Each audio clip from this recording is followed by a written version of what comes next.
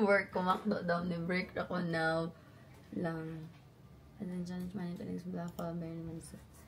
So, think ko, ang gusto mo na ko nga makuha niya. Sige. Gusto ko makuha niya ang phone. Dili na ako siya pagigpakulat. Ato na siya to.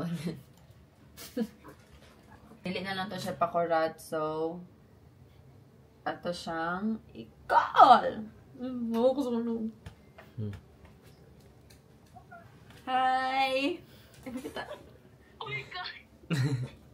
Di na ko ganan ipagig pakulat imuha. So, ako na lang ni-direct og hatag ni mo. Okay ra ni mo? Kanila imong black.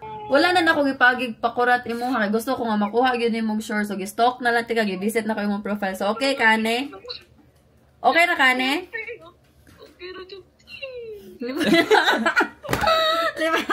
Sige. Ako ni ipadala nimo karon ha. So, thank you kayo sa suporta and God bless nimo. Congrats. Thank you kay Ate Claire. Sige, welcome. Bye-bye. Thank you. God bless you. God bless.